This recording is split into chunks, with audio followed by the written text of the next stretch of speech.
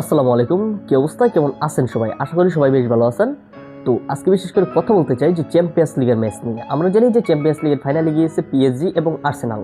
তো চ্যাম্পিয়ন্স লিগের ঠিক পরপরই সময়েই জুন মাসের 11 তারিখ থেকে শুরু হইতেছে বিশ্বকাপ।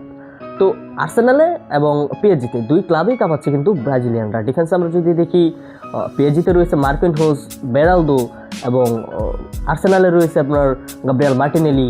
তারপরে ডিফেন্ডারের মধ্যে রয়েছে আপনার গাব্রিয়াল মাগালহেস।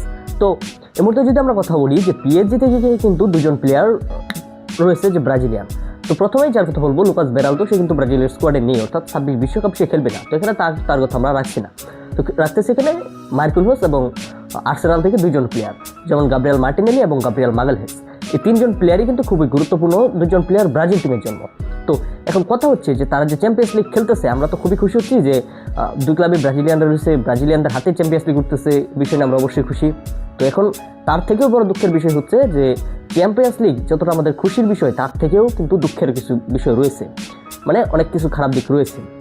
যেমন মনে করেন যে গাব্রিয়াল মাগালহেস চ্যাম্পিয়ন্স লিগ খেলতেছে, চ্যাম্পিয়ন্স লিগ এই মুহূর্তে যদি সে ইনজুরিতে পড়ে যায় তাহলে কতটা সমস্যার কারণ হতে পারে ব্রাজিল টিমের জন্য, আপনারা বুঝতে পারছেন।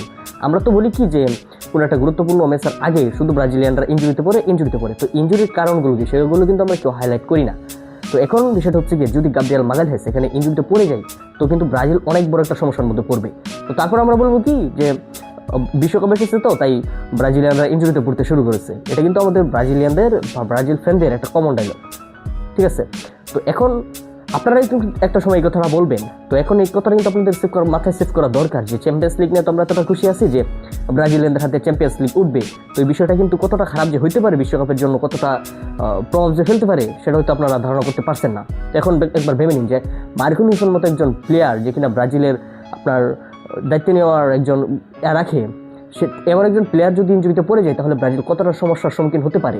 এবং গাব্রিয়াল মাগালহেসের মতন একজন অভিজ্ঞ তরুণ ডিফেন্ডার, সেও যদি ইনজুরিতে পড়ে যায় তাহলে ব্রাজিল কতটা সমস্যার মধ্যে পড়তে পারে। এবং গাব্রিয়াল মার্টিনেলির কথায় আসি, যদি গাব্রিয়াল মার্টিনেলি ইনজুরিতে পড়ে যায় তাহলে কিন্তু ব্রাজিল অনেক দিক থেকে সমস্যার কারণ হতে পারে। কারণ ভিনিসিয়াস জুনিয়র যেমন অ্যাটাক নিয়ে যেতে পারে, গাব্রিয়াল মার্টিনেলিও ঠিক তেমনই একজন প্লেয়ার। আমরা জানি যে এখন কিন্তু রদ্রিগো নেই, রদ্রিগো ইনজুরিতে পড়েছে, এস্তেবা উইলিয়াম, জোয়াও পেদ্রো কেউ নেই।